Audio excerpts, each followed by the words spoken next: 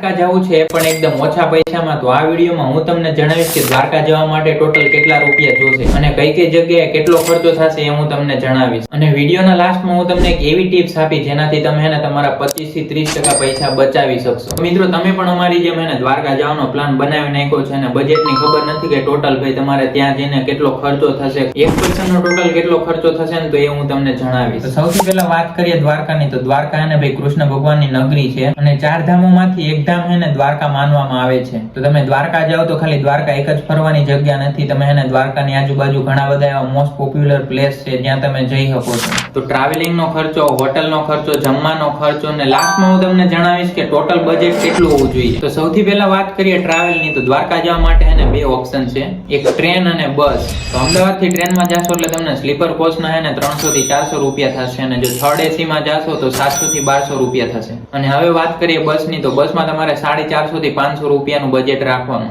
હવે વાત કરીએ હોટલ ની, તો ભાઈ દ્વારકામાં તમને એકદમ રીઝનેબલ ભાવમાં હોટલ મળી જાય. એવું નથી કે ત્યાં મોંઘી હોટલો છે, જેમાં તમને નોર્મલ રૂમ વાળી હોટલ જોતી હોય ને તો એના 500 થી 1000 રૂપિયા હોય છે અને એક રૂમમાં તમને 4 થી 5 જણાને રહેવા દે. અને જો એસી વાળી રૂમ જોતી હોય તો 1200 થી 1500 2000 રૂપિયા સુધીનું બજેટ રાખવાનું. અને તમે દ્વારકા મંદિરની નજીક જ છે ને ધર્મશાળાઓ છે, તો ત્યાં તમને 200 થી 250 રૂપિયા, વધુમાં વધુ 300 રૂપિયા સુધીને રૂમનું ભાડું હોય છે, તો ત્યાં તમે જઈ શકો છો. વાત કરીએ ખાવા પીવાની, તો દ્વારકામાં તમને ખાવા પીવાનો ખર્ચો પણ વધારે નથી, જેમાં તમને એક ટાઈમનું જમવાનું ગુજરાતી થાળી ભાઈ 100 થી 200 રૂપિયામાં મળી જાય. અને જો તમે ધર્મશાળા પ્રેફર કરશો ને તો ભાઈ અમુક જગ્યાએ તમને 30 રૂપિયામાં અનલિમિટેડ ગુજરાતી જમવાનું આપે છે. ખાલી બસ તમારે ટાઈમિંગ ને એ બધું જોઈ લેવાનું, બાકી 30 રૂપિયામાં અનલિમિટેડ જમવાનું મળે છે. તો હવે વારી છે ભાઈ લોકલ પ્લેસમાં ફરવાની. તો ભાઈ દ્વારકા મંદિરમાં તો દર્શન તમે કરી લીધા, ગોમતી ઘાટે દર્શન કરી લીધા, પછી તમે બેટ દ્વારકા જાશો, નાગેશ્વર જ્યોતિર્લિંગ જાશો. બધી જગ્યાએ જવા માટે જો તમે 4 થી 5 જણા હોય તો હું તમને રિક્ષા પ્રિફર કરી. તો રિક્ષાનું ભાડું પર પર્સન ના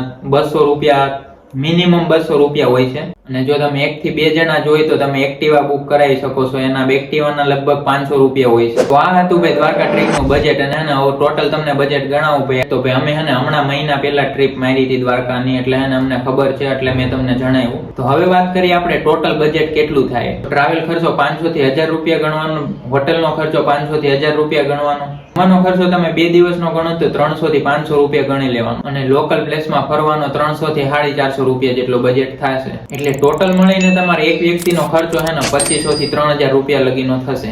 તો ભાઈ લાસ્ટમાં હું તમને ટિપ્સ ની વાત કહેવાનો હતો ને ભાઈ, તો તમે લોકલ એરિયામાં ફરો છો કે પછી હોટલ બુક કરાવો છો, એમાં તમે થોડુંક બાર્ગેનિંગ કરાવજો એટલે તમારી પાસે થોડાક ઓછા પૈસા લેશે.